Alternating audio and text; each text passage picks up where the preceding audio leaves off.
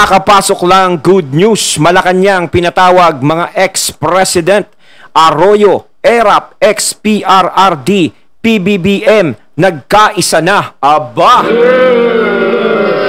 So, wag na natin pagtagalin at sabay-sabay na nating panoorin ang laman ng video na hatid sa atin ni Pinas News Insider at bibigyan natin ng reaction ang balitang ito. Pasok! Ito ang balita ngayon, viral ngayon sa mundo ng social media. Ang di umano'y balitang Pangulong Bongbong Marcos at dating Pangulong Rodrigo Duterte hinimok na magkaisa. Isang pagpupulong kasama ang mga dating Pangulo ukol sa problema ng bansa ang hiniling sa kanila. Pero bago ang lahat, kung bago ka pa lamang sa aming channel, please huwag kalimutang mag-subscribe at i-click ang notification bell para mas maging updated ka pa lalo sa lahat pa ng bagong video na i-upload namin. At ito na nga mga kababayan, 4 na malalakas na naging Pangulo ng bansa magpupulong para wakasan ang tensyong namamagitan sa Duterte at Marcos.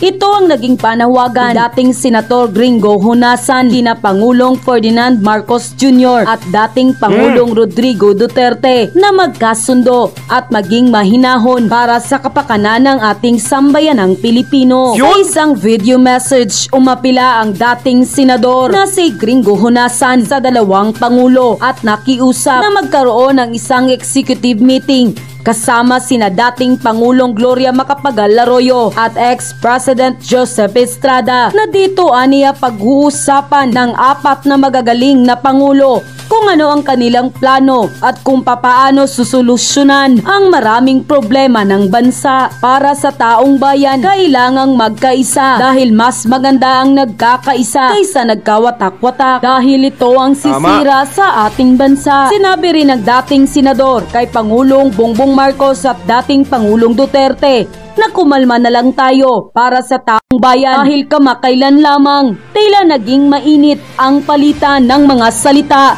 ng dalawang kampo. Naniniwala ang dating senador na hindi ito makakatulong para sa ikabubuti ng bansa dahil pati ang mga supporters ng dalawang kampo apektado at nag-away-away na. Kaya isang magandang hakbang kung ang 4 na malalakas na Pangulo ay magpupulong dahil ang 3 mga ex-president ay may karanasan at alam naman nila ang kalakalan sa loob ng gobyerno na alam naman natin na pareho ang kanilang naging pangarap ang makatulong at makapagbigay solusyon sa problema ng Pilipinas. Ngunit ang tanong ngayon, gusto ba ito ni Pangulong Bongbong Marcos dahil siya ang kasalukuyang Pangulo? At naniniwala ba kayo na ang pagkakaisa ng 4 na Pangulo ang magbibigay solusyon para wakasan ang mga problema na nakaharap ngayon ng bansa?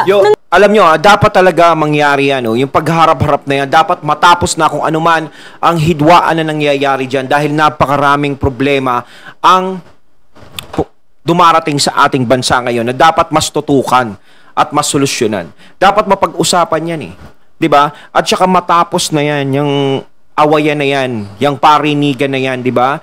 Dahil syempre nakakaapekto sa bansa yan. At isa pa, kung masisira yung dalawang yan, dapat magkasundo nga sila eh. Ngayon, kung masisira yan, anak ko, sino na naman yung mga taong uupo? No? Bilang Pangulo, ganito, ganyan. Diba? Ano, babalik na naman tayo sa dati? Na, Diyos ko, akala mo mga okay, pero, diba? Mga walang selfie. Diba? Eh, dito talagang kumpiyansa talaga tayo. Duterte Marcos, diba? Kumpiyansa tayo dyan eh. Ngayon, masisira na lang ng ganon-ganon. Kaya yung mga kalaban nila, yung mga tao na gustong kumuha ng posisyon nila, yung mga takam na takam, is tuwang-tuwa sa nangyayari sa kanila. Na nagkakalabuan sila, pwedeng maghiwalay, ganito, ganyan. Diba? Yung mga kalaban ang natutuwa. Kasi nga, malaking ano sa kanila yun, pag-asa.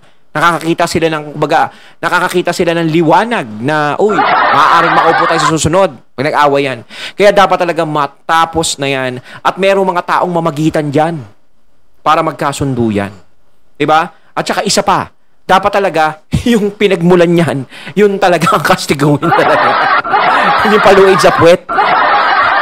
Ang lumabas nga ang balitang ito. Marami sa ating mga kababayan ang tila sumang-ayon sa naging panawagan ng dating senador. At ayon pa sa kanila, yes, agree po ako sa panawagan ni Senator Honasan. Kung talagang ang hangad nila ay kapayapaan at kaunlaran ng ating bansa, dapat lang na magkaisa kayo. Kayo magpakita ng magandang halimbawa sa sambayan ng Pilipino. Yes. God bless us all. Good advice for ex-Senator Gingo Honasan. I salute you, sir. Unity is a slogan before the election.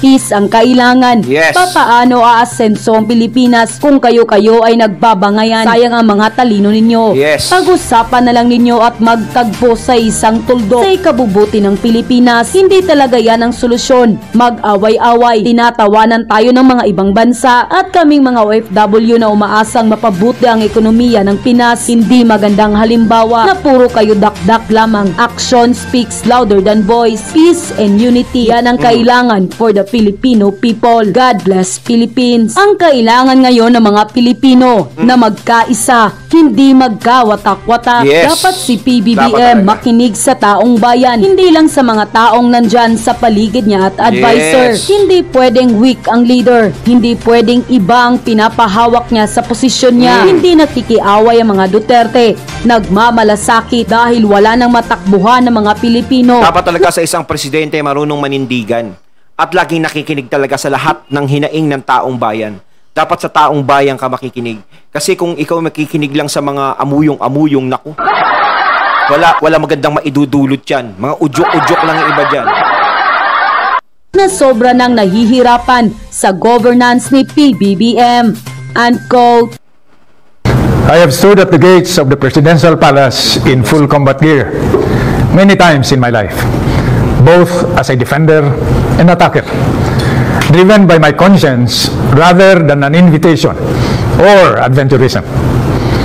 Pagmamahal sa bayan at mga mamamayan ang palaging nagtutulak sa akin bilang isang sundalo, bilang isang public servant, at bilang isang ordinaryong mamamayan.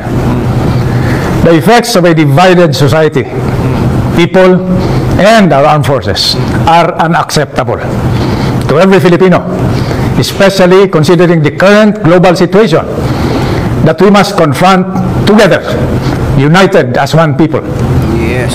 I appeal to our leaders to show sobriety and the utmost level of patriotism and statesmanship for the sake of our children, who Yes. always look up to us as examples of political unity. Buong pagpapakumbaba kong hinihimok sina Pangulong Bongbong Marcos at dating Pangulong Rodrigo Duterte na maglaan ng kahit sandaling panahon para sila'y magkasama at makapagsagawa ng isang makabuluhang talakayan tungkol Yun ang sa mga dapat. issue at alalahanin ng ating bansa sa kasalukuyan at sa hinaharap. Naniniwala ako na lahat tayo'y may kakayahang iwasan ang mga panganib ng digmaan o hidwaan at ang mga pinsalang dulot ng pagkawatak-watak ng ating bansa. Mahal ko ang Pilipinas. Mahal ko ang mga Pilipino. At hindi ako natatakot na isakripisyo ang aking buhay gaya ng aking ginawa sa nakaraan. Titindigan ko ito kung ang nakararaming kababayan natin ang patuloy na magdurusa sa gitna ng tensyong politikal sa pagitan ng tinitingnan pa naman nating mga national leaders. Ako po si Gringo Honasan, Pilipino. Sumagot po. Hindi, talaga, maganda, may punto yung sinasabi ni Gringo Honasan talaga na dapat magkaisa. Gayon, hindi dapat ipakita sa lahat ng mga Pilipino na ganyan. Mahina, ganito, ganyan, nagkakawatak-watak. No? Kasi, mas lalakas ang loob ng kung sino mang gustong kumalaban dyan o mga kalaban na naghahangad silang pabagsakin. Mas lalakas ang loob ng mga yun. 'Di ba? Dapat ngayon, sa panahon ngayon, ipakita nila na sila ay matibay at nagkakaisa. Para ang mga tao, yung mga taong bayan ngayon na lalong nahihirapan sa buhay, ay lumakas naman ang loob, magkaroon ng fighting spirit ang lahat. 'Di ba? Hindi yung ganyan ang nakikita nila. Kaya dapat talaga is makapag-usap ang dalawa. Yan lang ang kulang eh. No, dapat silang magharap para matapos na yan, usapan na yan. Dahil wala naman sa kanila ang naging problema, hindi sa kanila nagsimula yan. Ayon, at ating natunghayan ng video na nagmula kay Pinas News Insider at natunghayan natin nga, no? Si ex-senator, ex na, no? Di ba? Gringo Honasan. Dapat talaga magkasundo na yan. Tama naman sila. So, kayo mga katunay, anong masasabi nyo tungkol sa videong ito na binigyan natin ng reaksyon? Comment na po kayo sa comment box. So, once again, I'm BT and I'm out. Peace.